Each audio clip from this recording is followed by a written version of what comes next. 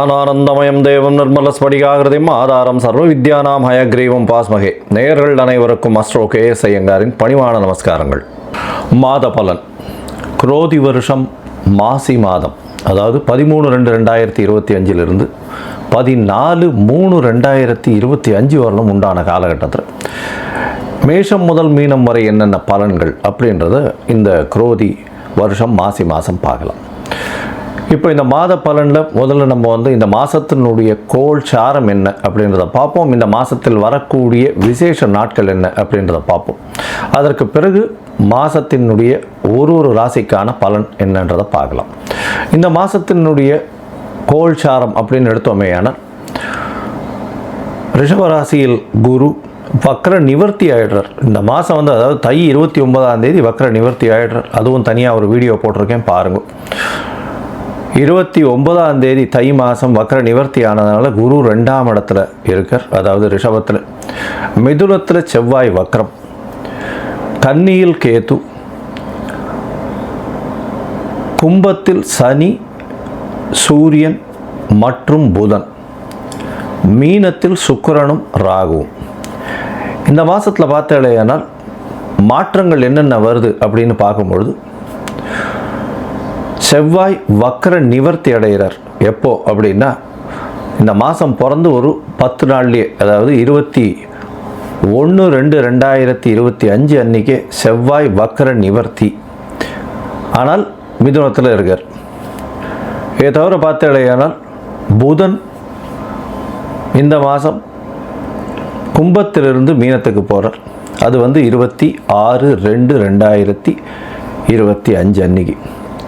அதற்கு பிறகு பார்த்தாலேயானால் 4/3/2025 அன்னைக்கு சுக்கிரன் வக்ரகதி அடைகிறார் மீனத்திலேயே.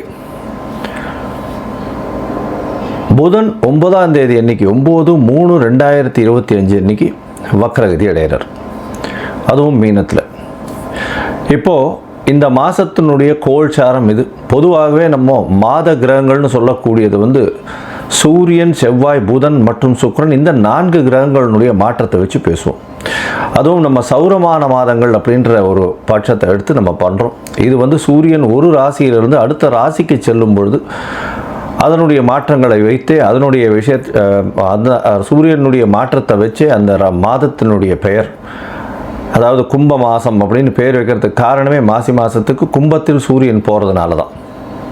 அதனால் மிச்சவாழ்லாம் பார்த்தோம்னா இது நம்ம தமிழ்நாட்டில், குஜராத்து இந்த மாதிரியான இடத்துலலாம் கடைபிடிக்கப்படுறது. மிச்சதெல்லாம் சந்திரமான மாதங்கள்ன்றதை வச்சு பண்ணுறான். சந்திரமான மாதங்கள்னு சொல்லும் பொழுது பார்த்தாலேயானால் அமாவாசைக்கு அடுத்த நாளோ பௌர்ணமிக்கு அடுத்த நாளோ உண்டான நாட்களை மாதத்தின் முதல் நாளாக கொண்டு அவர்கள் சந்திரமான மாதம் அப்படின்ற விஷயத்தை செய்கிறார்.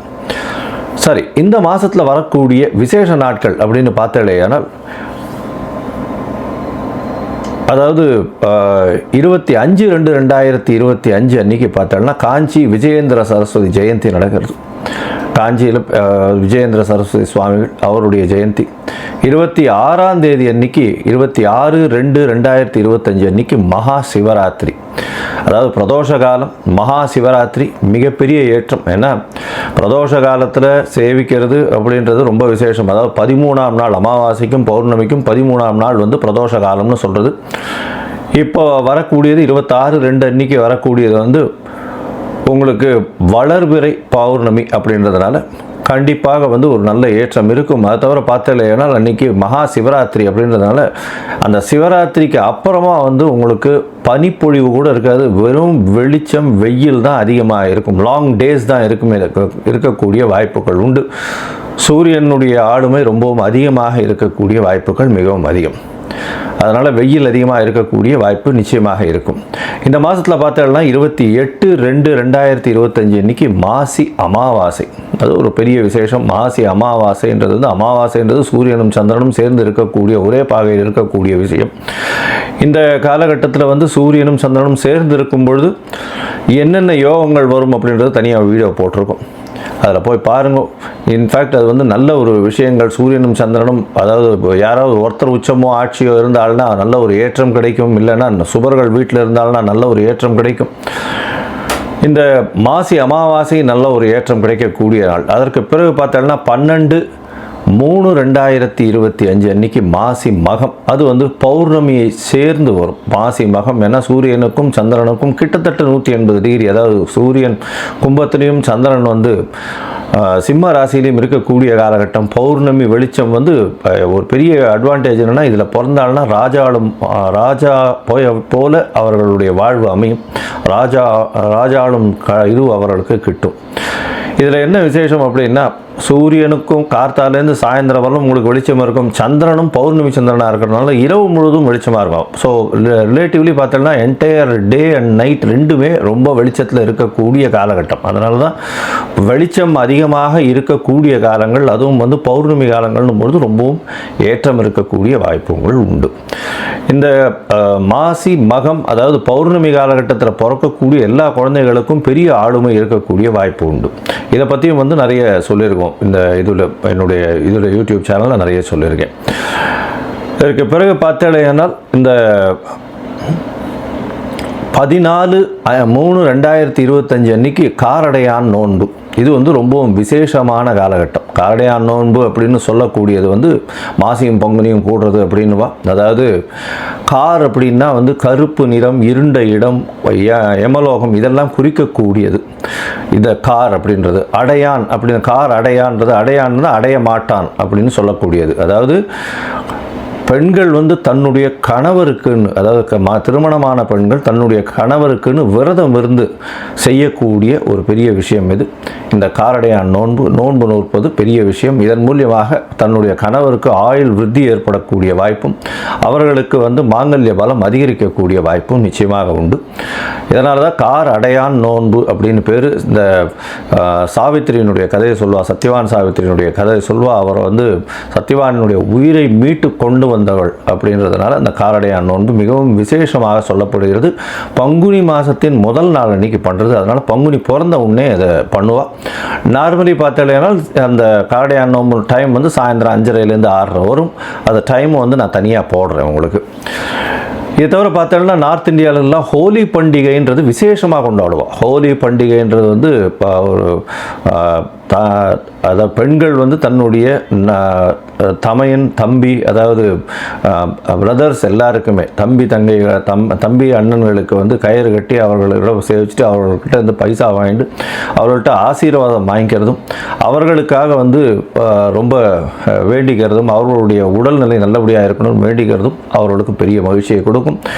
ஆண்கள் பெண்களை வந்து தன்னுடைய என்ன சொல்வது சகோதரிகளாக பாவிக்கக்கூடிய ஒரு பெரிய ஒரு பண்டிகை. இது வந்து ஹோலி பண்டிகையாக கருதப்படுகிறது. இது வந்து நார்த் இந்தியாவில் ரொம்ப ஃபெமிலியர், மிகவும் அந்த கலர்ஃபுல் ஃபெஸ்டிவலாக இருக்கும், ரொம்ப ஏற்றத்தோடு இருக்கக்கூடிய காலகட்டம். சரி, இந்த மாதம் மேஷம் முதல் மீனம் வரை எப்படி இருக்குது மாசி மாதம் அப்படின்றத பார்ப்போம். அதற்கு முன்னாடி என்னுடைய மொபைல் நம்பர் கீழே ஸ்டாலிங்கில் போயிட்டு இருக்கோம். உங்களுக்கு அஸ்ட்ராலஜிக்கல் கன்சல்ட் தேவைப்பட்டதுன்னா நீங்கள் எனக்கு ஃபோன் பண்ணுங்க. உங்களுடைய date, time, place of birth, உங்களுடைய பெயர், தாய் தந்தையர் பெயர் எனக்கு அனுப்புங்க. முதல்ல உங்களுடைய ஜாதகத்தை போட்டுட்டு அதில் வந்து உங்களுடைய நட்சத்திரத்தில் பாத சந்தி இருக்கா, நட்சத்திர சந்தி இருக்கா, அதை தவிர லக்ன சந்தி இருக்கா, லக்ன பாத சந்தி இருக்கா, இதெல்லாம் பார்த்துட்டு, ஏன்னா பொதுவாகவே இந்த சந்தி இருக்கும் பொழுது பார்த்தாலேயானால் அவளுக்கு எந்த ராசின்னே தெரியாது. அதனால் மிருகசீரிஷ நட்சத்திரம் நினச்சிட்டுருப்பா, அவள் வந்து ரிஷப ராசி நினச்சிட்டுருப்பா, மிதுன ராசியாக இருக்கும். இந்த காலகட்டத்தை பார்த்துட்டு உங்களுக்கு சொல்கிறேன். எனக்கு வரக்கூடிய ஜாதகத்தில் பார்த்தா பாதி பேருக்கு அவள் வந்து மிருகசீரிஷம் 1ஆம் பாதம் 2ஆம் பாதம் அப்படின்னு நினச்சிட்டு இருப்பா. ஆனால் அவள் வந்து பார்த்தாள்னா 3-4 பாதத்தில் இருப்பாள். அதனால் வந்து ரிஷபராசி நினச்சிட்டு இருப்பா, மிதுன ராசியாக இருக்கும். அதே மாதிரி துலா ராசி நினச்சிட்டு இருப்பா, அவளுக்கு விருச்சிக ராசியாக இருக்கும். அந்த மாதிரி வந்து பாத சந்திகள் வந்ததே ஆனால் அவர்கள் எந்த ராசியில் இருக்கான்னு தெரியாமையே அவள் வந்து கோவிலில் போய் அர்ச்சனை பண்ணிட்டு இருப்பாள். 40 வயசு 50 வயசு இந்த மாதிரி இருந்துட்டு இருப்பாள். அதனால் முதல்ல வந்து உங்களுடைய நட்சத்திரம், உங்களுடைய நட்சத்திரத்தினுடைய பாதம், அப்போ வந்து என்ன ஆகும் அப்படின்னா, இப்போ நீங்கள் வந்து இப்போ நல்ல நேரம் நடந்துட்டுருக்குன்னு நினச்சிட்டு இருப்பீங்க. ஆனால் உங்களுடைய ஜாதகத்தில் இருக்கக்கூடிய லக்னத்திற்கு பார்த்தாலேயானால் நல்ல நேரம் நடக்கிறது நினச்சிட்டு இருப்பீங்க. ஆனால் உங்களுடைய தசை நல்லபடியாக வேலை செய்யாது. காரணம் என்னென்னா, பாதங்கள் மாறி போய் உங்களுடைய ராசி, லக்னத்தினுடைய லக்னம் இருக்கக்கூடிய ராசி எல்லாமே மாறி இருக்கும். அதனால் முதல்ல வந்து உங்களுடைய லக்னம் சரியாக இருக்கிறதா, லக்ன பாத சந்தி கரெக்டாக இருக்கா, நட்சத்திரம் சரியாக இருக்கா, நட்சத்திர பாத சந்தி கரெக்டாக இருக்கா அப்படின்றத தெரிஞ்சுட்டு உங்களுக்கு அப்பாயின்மெண்ட் கொடுக்குறேன். என்னுடைய கட்டணம் என்னன்றதை சொல்கிறேன், அதை பாருங்கள், அதை அனுப்புங்க. அதை அனுப்பிச்சதுக்கப்புறம் உங்களுக்கு அப்பாயின்மெண்ட் தரேன், அதுக்கப்புறம் பேசலாம்.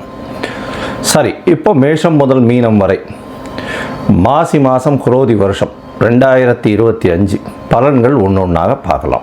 மேஷம், அஸ்வினி பரணி கிருத்திகை, இந்த 3 நட்சத்திரம் 9 பாதங்களை கொண்ட ராசி. ராசியின் அதிபதினு சொல்லக்கூடியவர் செவ்வாய். உங்களுடைய ராசிக்கு இவ்வளோ நாள் உங்களுடைய ராசிநாதன் வந்து வக்கரகதியில் இருந்ததுனால உடல் நலத்தில் சற்று பின்னடைவும், நினைக்கக்கூடிய காரியங்கள் எல்லாமே சற்று பின்னடைவுமாக இருந்தது. இப்போ பார்த்தாலேனால் உங்களுடைய ராசிநாதன் 3ஆம் இடத்துல, அதாவது முயற்சி ஸ்தானத்தில் போய் வக்கர நிவர்த்தியமாறார். அதாவது இந்த மாதம் பிறந்து ஒரு 7-8-9 நாளில் 21/2/2025 அன்னிலேருந்து அவர் வக்கர நிவர்த்தியாரார். 3ஆம் இடத்துல செவ்வாய் இருக்கிறது விசேஷம். இன்ஃபேக்ட் வந்து அவர் அதாவது காரகத்துவம்னு பார்க்கும்பொழுதே அவருக்கு வந்து சகோதர காரகத்துவத்தை சொல்லுவார். அப்படி சொல்லும்பொழுது பார்த்தாலேயானால் செவ்வாய் 3ஆம் இடத்தில் இருக்கிறது ரொம்ப விசேஷம். இருந்தாலும் இளைய சகோதரர்களோடு சற்று முன்பின் முரணான பிரச்சனைகள் வரக்கூடிய வாய்ப்புகள் இந்த காலகட்டத்தில் உண்டு. இருந்தாலும் கொஞ்சம் பொறுமையாக இருக்கிறது நல்லது. இந்த காலகட்டத்தில் பார்த்தோன்னா உங்களுடைய ராசிநாதன் 3ஆம் இடத்துல இருக்கிறது, முயற்சிகள் எல்லாமே வெற்றி பெறக்கூடிய காலகட்டமாக அமையப்போகிறது. இந்த மாதத்தில் பார்த்தீங்கன்னா உங்களுடைய ராசிக்கு 2ஆம் இடத்துல குரு வக்கர நிவர்த்தி அடைகிறது பெரிய விசேஷம். இந்த மாதத்தில் வந்து இந்த மாதத்துலேருந்து அவர் வந்து வக்கர நிவர்த்தி அடைகிறார். பெரிய ஏற்றம் கிடைக்கக்கூடிய காலகட்டமாக அமைய போகிறது. உங்களுடைய ராசிக்கு வந்து 12ஆம் இடத்துல வந்து சுக்கிரனும் ராகுவும் இருக்கிறது பெரிய விசேஷம். 2-12 பரிவர்த்தனை யோகம் அடைகிறது பெரிய ஏற்றத்தை கொடுக்கக்கூடிய காலகட்டம். இதன் மூலியமாக பண வருமானம் அதிகமாக இருக்கும். அது தவிர நல்ல செலவுகள், அதாவது சுப செலவுகளும் அதிகமாக இருக்கக்கூடிய காலகட்டமாக அமையிறது. அதுவும் வந்து பார்த்தாலேயானால் வெளிநாடு வெளியூர் வெளிமாநிலம் செல்லக்கூடிய பாக்கியம் நிச்சயமாக வரும். கணவன் மனைவியோடைய அந்யோன்யம் நல்லபடியாக இருக்கக்கூடிய காலகட்டமாக அமையிறது. குடும்பத்தில் சந்தோஷமான செய்திகள் வரக்கூடிய காலகட்டம் அமைய போகிறது. பொதுவாகவே இந்த மாத கிரகங்கள்னு மாத பலன்கள்னு சொல்லக்கூடியது மாத கிரகங்களை வச்சு சொல்லுவோம். அதாவது சூரியன், புதன், செவ்வாய் மற்றும் சுக்கிரன், இந்த 4 கிரகங்களை வச்சு சொல்லுவோம். சூரியன் உங்களுடைய ராசிக்கு 5ஆம் அதிபதி 11ஆம் இடத்துல இருக்கிறதுனால குழந்தைகள் மூலியமாக மிக பெருமை வரக்கூடிய வாய்ப்புகள் நிச்சயமாக உண்டு. உங்களுடைய தந்தையோடு சற்று இணக்கம் கம்மியாக இருக்கக்கூடிய காலகட்டமாக அமைய போகிறது. இருந்தாலும் மூத்த சகோதரர்களோட நல்ல ஒரு ஏற்றம் இருக்கக்கூடிய காலகட்டமாகவும் அமைய போகிறது. உங்களுடைய ராசிக்கு பார்த்தாலேயானால் சூரியன் 11ஆம் இடத்துல இருக்கிறதுனால எல்லா விதமான தோஷங்களும் அற்று இருக்கக்கூடிய காலநிலையாக இருக்கும். ஏன்னா பொதுவாகவே பார்க்க போனால் சூரியனோ சந்திரனோ 11ஆம் இடத்தில் இருந்தால் தோஷங்கள் அற்ற காலம் அப்படின்னு சொல்லுவாங்க. அதனால் இந்த காலகட்டத்தில் இந்த மாசி மாதத்தில் உங்களுக்கு சூரியன் 11ஆம் இடத்துல இருக்கிறதுனால தோஷங்கள் அற்ற காலமாக இருக்கும். இருந்தாலும் 11ஆம் இடத்தில் சனி ஆட்சி பெற்று மூலத்திரிகோண வீட்டில் இருக்கிறது பெரிய விசேஷத்தை கொடுக்கக்கூடியது. இதன் மூலியமாக பார்த்தோம்னா தொழிலில் அபரிமிதமான லாபம் வரும். லாபங்கள் அதிகமாக இருக்கக்கூடிய காலகட்டமாக இருக்கும். செலவுகள் சுப செலவுகளாக இருக்கக்கூடிய காலகட்டமாக இருக்கும். உங்களுக்கு புதிய பதவி, புகழ், அந்தஸ்து, கௌரவம் வரக்கூடிய வாய்ப்புகள் நிச்சயமாக உண்டு. இதை தவிர பார்த்தலையான முயற்சிகள் எல்லாமே வெற்றியடையும். புதிய வேலை மாற்றம், வேலையில் ஏற்றம் இருக்கக்கூடிய காலகட்டம். வேலையில் ப்ரமோஷன் வரும். அதை தவிர வந்து உங்களுக்கு பண வரவிற்கு பஞ்சம் இருக்காது. ஏன்னா அதாவது இந்த தனகாரகன்னு சொல்லக்கூடியவர் வந்து குரு, அவரே தனஸ்தானத்தில் இருக்கிறதும் பரிவர்த்தனை யோகம் பெற்று தனஸ்தான அதிபதியும் ஆட்சி பெற்று போகிறதற்கு சமம் அப்படின்னு சொல்லும் பொழுது பணத்திற்கு பஞ்சம் இருக்காது. அபரிமிதமான பணம் வரக்கூடிய வாய்ப்புகள், எல்லா விதமான கடன்களும் இந்த மாதத்தில் உங்களுக்கு தீரக்கூடிய பாக்கியங்கள் கிடைக்கும். எவ்வளோ கடன் இவ்வளோ நாள் வந்து பார்த்தோம்னா இந்த மேஷராசிக்காரர்களுக்கு பிரச்சனைகள், பணம் வந்து விரயங்கள் ரொம்ப அதிகமாகவே இருந்திருக்கும். இப்போ கொஞ்சம் கொஞ்சமாக அதெல்லாம் மாற்றங்கள் வந்து கண்டிப்பாக ஏற்றங்கள் இருக்கக்கூடிய, பொருள் வரவு அதிகமாக இருக்கக்கூடிய வாய்ப்புகள் நிச்சயமாக உண்டு. உங்களுடைய ராசிக்கு பார்த்தோம்னா புதன் ராசிக்கு 11ஆம் இடத்துல இருக்கார். 3-6 அதிபதி இன்னொரு காபோகுலி ஸ்தானமாகிய 11ஆம் இடத்துல போய் இருக்கிறது பெரிய விசேஷம். வேலையில் திடீர் ஏற்றம் கிடைக்கக்கூடிய காலகட்டம். அதை தவிர வேலையின் மூலியமாக வெளிநாடு வெளியூர் போகக்கூடிய பாக்கியம் வரும்.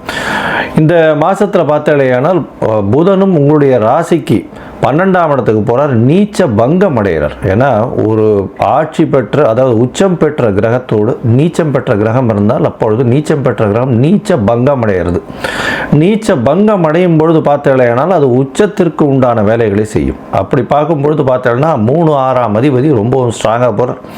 இதன் மூலியமாக உங்களுடைய முயற்சிகள் எல்லாமே வெற்றி பெறும். எழுத்து பணியில் இருக்கிறவாளுக்கு நல்ல ஒரு ஏற்றம் இருக்கக்கூடிய காலகட்டம். அது தவிர வேலையில் பார்த்தீங்கன்னா உங்களுக்கு வெளிநாடு போகக்கூடிய பாக்கியம் உண்டு.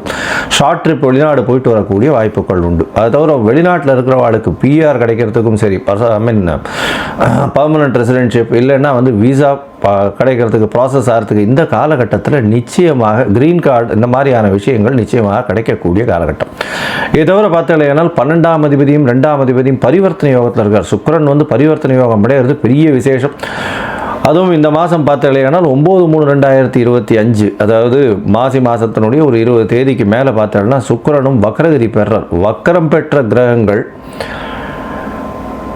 ராகுவோடு சேர்ந்து இருக்கும்போது அபரிமிதமான ராஜயோகத்தை கொடுத்தே தீரும். ஏன்னா ராகு எப்பொழுதுமே அதாவது எல்லாரும் வலவேட்டில் சுற்றினா அவர் இடவேட்டில் சுற்றுவார், அதாவது ரிவர்ஸில் சுற்றக்கூடியது, அப்பிரதட்சமாக சுற்றக்கூடிய கிரகம். அதனால் எப்பொழுதுமே வக்கரகதியாக இருக்கக்கூடியவர்கள் இவர்கள்லாம். அதனால் இந்த காலகட்டத்தில் சுக்கிரனும் சரி புதனும் சரி வக்கரமாக இருக்கக்கூடிய காலகட்டம் பெரிய ஒரு ஏற்றத்தை கொடுக்கக்கூடிய காலகட்டமாக அமையப்போகிறது. உங்களுடைய முயற்சிகள் எல்லாமே வெற்றியாக இருக்கும்னு சொன்ன இருந்தாலும் சில நாட்கள் உங்களுடைய முயற்சிகளை தள்ளி போடுறது நல்லது. அந்த சில நாட்கள்னு சொல்லக்கூடியது சந்திராஷ்டம நாட்கள். இந்த சந்திராஷ்டம நாட்கள் பார்த்தீங்கன்னா 20/2/2025 22/2/2025 வரலும் உண்டான நாட்கள் சந்திராஷ்டம நாட்கள். இந்த சந்திராஷ்டமம்னு சொல்லக்கூடியது உங்களுடைய ராசிக்கு 8ஆம் இடத்துல சந்திர பகவான் மறைந்திருக்கக்கூடிய காலகட்டத்தை சொல்கிறோம். அந்த காலகட்டத்தில் பார்த்தீங்கன்னா உங்களுடைய அதாவது புதிய முயற்சிகள், வெளிநாடு வெளியூர் பிரயாணங்கள் வேண்டாம்னு சொல்கிறோம். எந்த ஒரு புதிய முயற்சிகளையும் கொஞ்சம் தள்ளி போகிறது நல்லதுன்னு சொல்கிறோம். ஒருவேளை பண்ண வேண்டிய கட்டாயத்தில் இருக்குது, அதாவது நீங்கள் ப்ராஜெக்ட் மேனேஜராக இருக்கீங்க, அன்றைக்கி ப்ராஜெக்டை எக்ஸிக்யூட் பண்ணி ஆகணும் அப்படின்ற ஒரு நெசசிட்டியாக இருந்ததுன்னா சந்திர பகவானுக்கு உண்டான எளிய பரிகாரம் அருகில் இருக்கக்கூடிய விநாயகர் கோவிலில் உங்களால் முடிஞ்ச அளவுக்கு ஒரு 1/2 டம்ளர் பசும்பால் அங்கே அபிஷேகத்தை கொடுத்துட்டு போங்க. உங்களுடைய சந்திராஷ்டமத்தின் தாக்கம் நிச்சயமாக குறையும். இந்த மாதத்தில் பார்த்தேனால் மாசி மாதம் அப்படின்றது ஒரு மிகப்பெரிய ஏற்றமான மாதம். அதுவும் முருகனுக்கு பெரிய ஏற்றத்தை கொடுக்கக்கூடிய மாதம். அதனால் மாசி மாதத்தில் முருகப்பெருமானை போய் வழிபட்டுட்டு வர்றதும், முருகப்பெருமான் வடபழனி முருகன் கோவிலுக்கு போயிட்டு வர்றதும், அங்கே மஞ்சள் கலர் வஸ்திரம் தானம் கொடுக்கறதும், சந்தனம் அங்கே கொடுத்துட்டு சந்தன அபிஷேகத்துக்கு கொடுத்துட்டு வர்றதும் உங்களுடைய வாழ்வில் பெரிய ஏற்றத்தை கொடுக்கும். மொத்தத்தில் பார்த்தேனால் இந்த மேஷராசிக்காரர்களுக்கு இந்த மாசி மாதம் குரோதி வருஷம் உடல்நிலையில் நல்ல ஏற்றம் இருக்கும். வெளியூர் வெளிமாநில பிரயாணம் உண்டு. முயற்சிகள் எல்லாவற்றிலும் வெற்றி கிடைக்கக்கூடிய வாய்ப்பு உண்டு. எடுத்த காரியம் நிறைவேறும். பணவரவிற்கு பஞ்சம் இருக்காது. குடும்பத்தில் நல்ல சந்தோஷமான நிகழ்ச்சி நடக்கக்கூடிய காலகட்டம். சுப காரியங்களுக்கு விரயம் நடக்கும். தொழிலில் அபரிமிதமான ஏற்றம் கிடைக்கக்கூடிய காலகட்டம். அதாவது போட்டித் தேர்வில் நிச்சயமான வெற்றி உண்டு. எதிர்பாலினத்தவர் மூலியமாக நல்ல ஒரு ஏற்றம் இருக்கும். கணவன் மனைவிக்குள்ள நல்ல ஒரு அந்யோன்யம் இருக்கக்கூடிய காலகட்டமாக அமையப்போகிறது. மொத்தத்தில் இந்த மேஷராசிக்காரர்களுக்கு மிகப்பெரிய ராஜயோகத்தை இந்த மாசி மாதம் கொடுக்க போகிறது.